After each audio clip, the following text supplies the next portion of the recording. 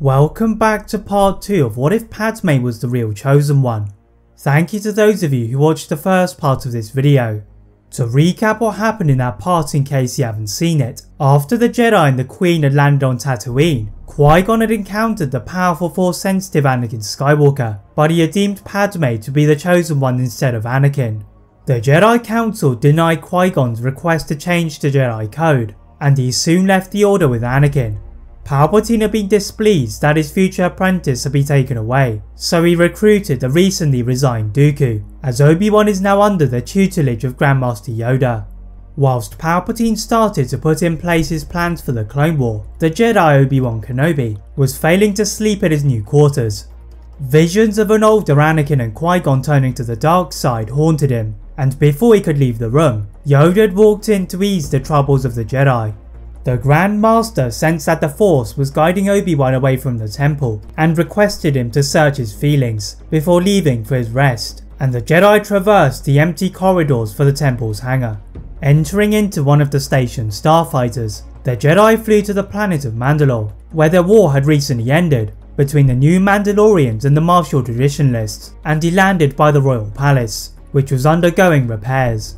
Duchess Satine is grateful for the presence of the Jedi, and as he helped to rebuild the city, he realised that Qui-Gon had been right to propose a change in the Jedi Code, something sensed by Yoda and Mace Windu on Coruscant. The two Jedi Council members had been in Windu's quarters when they had felt Obi-Wan shift in the Force, and it is Windu who finally considered that Qui-Gon could have actually been correct, and having encountered the Sith on Naboo, the Jedi needed to change. The Master of the Order proposed a gradual change in the attachment rule in the code, testing it amongst the Masters first, to see if it made them more susceptible to the dark side, as the tests later moved to Knights and Padawans. The change in the Jedi Code had been felt by Qui-Gon on Coruscant, but he felt as if the Jedi were still stuck in their old ways, and did not consider a reunion, instead beginning Anakin's training in the ways of the Force on Naboo. Like Obi-Wan, the two Jedi were helping to rebuild a planet that had just been in the centre of a war and remaining for 4 more years, until Queen Amidala stepped down to become Naboo's representative in the Galactic Senate. Qui-Gon soon sensed imminent danger in the Force upon their return to Coruscant. Although Senator Amidala had allowed them to take residence in her apartment, the Jedi did not stay for an extended period of time, acting on an overheard conversation between bounty hunters to fly to the planet of Geonosis. Anakin felt a cold chill through his spine upon their arrival, which seemed familiar to Qui-Gon, and together they ventured through the rocky terrain, as well as the swirling sands, to a discreet looking factory blended amongst the cliff faces. The Jedi are astounded by the scale of the droid factory, and the operations of the Separatists, when they hear a group of voices near them. Dooku was guiding members of the Separatist Alliance around the complex, as he aimed to convince them to finance more factories on other worlds, and develop a greater variety of droids. The Techno Union in particular were interested in droid innovation, and after they had negotiated their deals in Dooku's hideout, Qui-Gon and Anakin leapt down from their ledge to the Separatist leader. Dooku was surprised to see his old Padawan, and Qui-Gon condemned the fall to the dark side, but rather than trying to convince him to return to the light, he asked him why he had taken the offer of the Sith. Dooku reveals his continued frustrations with the predictable Jedi and the corruption in the Galactic Republic before pointing to Anakin. Qui-Gon immediately stood to guard him, but Dooku was merely curious that his master had been obsessed by the Tatooine slave.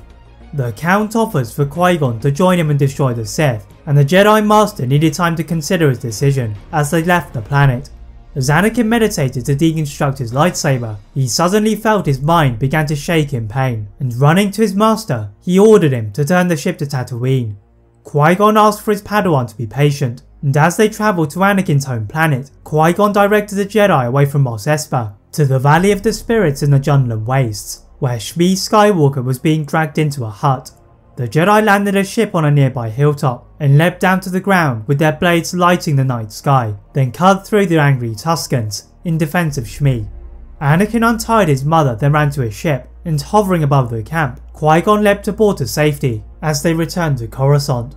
Approaching the planet, the Jedi saw a craft that was unknown to their eyes, chasing after another starship, and as Anakin looked at the radar, he spotted it to be Padme's. That is it for part 2 of What If Padme Was the Chosen One. If you'd like to see a part 3 soon, please like this video, turn on the notification bell, click that subscribe button on this channel, as well as on my other channel What If Films. And as always, leave a comment on what if you'd all like to see next, and how I can improve my videos. Thank you all very much for watching, and see you next time.